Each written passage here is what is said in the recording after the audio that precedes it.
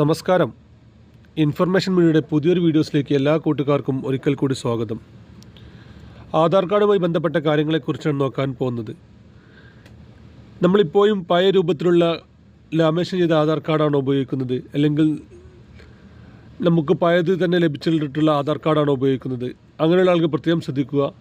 പ്രത്യേകിച്ച് ഒരു 40 വയസ്സിന് മുകളിലുള്ള ആളുകൾ ശ്രദ്ധിക്കേണ്ട കാര്യങ്ങളെക്കുറിച്ച് നമ്മൾ വിശദമായി നോക്കാം.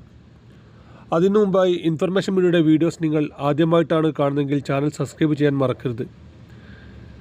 നമ്മുടെ ചാനൽ ഒരു തരത്തിലുള്ള രാഷ്ട്രീയ കാര്യങ്ങളും വരുന്നതല്ല.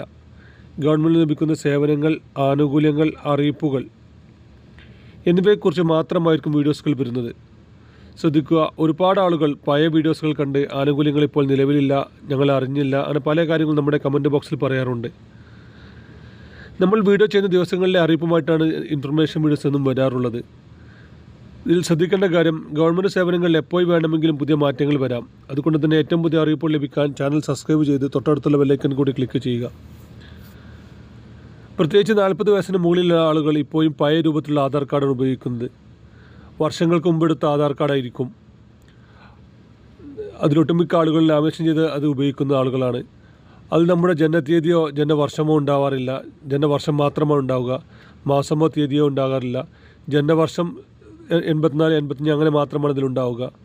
അതുപോലെ തന്നെ ആധാർ കാർഡിൽ മൊബൈൽ നമ്പർ ലിങ്ക് ചെയ്യാത്ത ഒരുപാട് ആളുകളുണ്ട്. അങ്ങനെയുള്ള ആൾക്ക് പ്രത്യേകം ശ്രദ്ധിക്കുക. ആധാർ കാർഡിൽ നമ്മൾ എത്ര അപ്ഡേഷൻ ചെയ്ത് കഴിഞ്ഞാലും നമ്മൾ മൊബൈൽ നമ്പർ ലിങ്ക് ഇല്ലെങ്കിൽ ഒരുപാട് ബുദ്ധിമുട്ടുകൾ വരാൻ സാധ്യതയുണ്ട്.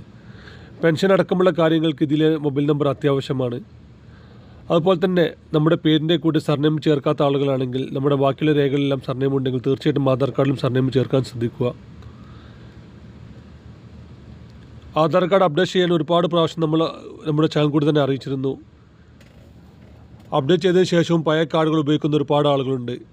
അവർക്ക് പുതിയ കാർഡുകൾ വന്നിട്ടുണ്ടാവില്ല, അല്ലെങ്കിൽ പോസിറ്റീവ് അവർക്ക് സാധനം എത്തിയിട്ടുണ്ടാവില്ല. അതുപോലെ തന്നെ പഴയ ആധാർ കാർഡിന് പകരം പുതിയ ആധാർ കാർഡിലെ അഡ്രസ്സ് മാറ്റിയിട്ടുണ്ടാകും, ഫോട്ടോ മാറ്റിയിട്ടുണ്ടാകും. എങ്കിലും പഴയ ആധാർ കാർഡ് ഉപയോഗിക്കുന്ന ഒരുപാട് ആളുകളുണ്ട്. ആധാർ കാർഡ് പോസ്റ്റ് വന്നിട്ടില്ല എന്നുണ്ടെങ്കിൽ നമുക്ക് 50 രൂപ മുടക്കി പുതിയ ആധാർ കാർഡ് അപേക്ഷ സമർപ്പിക്കാൻ സാധിക്കും. നമ്മൾ സാധാരണ അക്ഷയ കേന്ദ്രത്തിൽ നിന്നും 100 രൂപ കൊടുത്ത് വാങ്ങുന്ന PVC കാർഡ്, അതിൽ QR കോഡൊന്നും ചിലപ്പോൾ നമുക്ക് ഉപയോഗിക്കാൻ സാധിക്കാറില്ല. QR കോഡ് സ്കാൻ ചെയ്ത് മാത്രം ഉപയോഗിക്കുന്ന ഒരുപാട് കാര്യങ്ങളുണ്ട്. ഒരു പുതിയ സിം എടുക്കാൻ നമ്മൾ QR കോഡ് സ്കാൻ ചെയ്യലാണ്. അതുപോലെ തന്നെ ഗവൺമെൻറ് ഒട്ടുമിക്ക സേവനങ്ങൾക്കും അതിൽ QR കോഡ് സ്കാൻ ചെയ്യുന്ന സമയത്ത് നമുക്ക് ലഭിക്കാറില്ല. എന്നാൽ വെറും 50 രൂപ മുടക്കി നമുക്ക് പുതിയ ആധാർ കാർഡ് എടുക്കാൻ സാധിക്കും. പോസിറ്റീവായിട്ടായിരിക്കും ഈ ഒരു ആധാർ കാർഡ് വരിക. അത് നമ്മുടെ ഫോട്ടോ, അതുപോലെ തന്നെ ചിപ്പ്, അങ്ങനെ എല്ലാ കാര്യങ്ങളും ക്ലിയറായി തന്നെ അതിലുണ്ടാകും.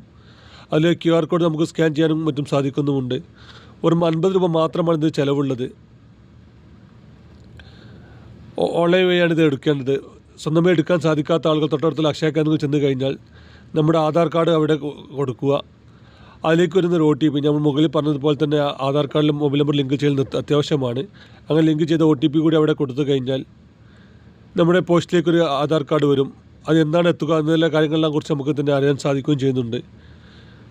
ഇനിയും പഴയ ആധാർ കാർഡ് ഉപയോഗിക്കുന്ന ആളുകൾ നിർബന്ധമായിട്ടും കാര്യങ്ങൾ ശ്രദ്ധിച്ച് പുതിയ ആധാർ കാർഡ് കൈവശം വെക്കാൻ ശ്രമിക്കുക. സർക്കാരിൻ്റെ ഒരുപാട് ആവശ്യങ്ങൾക്ക് ഈ പുതിയ ആധാർ കാർഡ് വളരെ അത്യാവശ്യമാണ്. വീഡിയോ ഇഷ്ടപ്പെട്ടെന്ന് കരുതുന്നു. ഇതുപോലത്തെ ഇൻഫോർമേറ്റീവ് വീഡിയോ ലഭിക്കാൻ ചാനൽ സബ്സ്ക്രൈബ് ചെയ്ത് മറ്റു കൂട്ടുകാരിലേക്ക് ഷെയർ ചെയ്ത് കൊടുക്കുക. നമുക്കൊരു പുതിയ വീഡിയോസുമായി കാണാം. അതുവരേക്കും എല്ലാ കൂട്ടുകാർക്കും നന്ദി, നമസ്കാരം.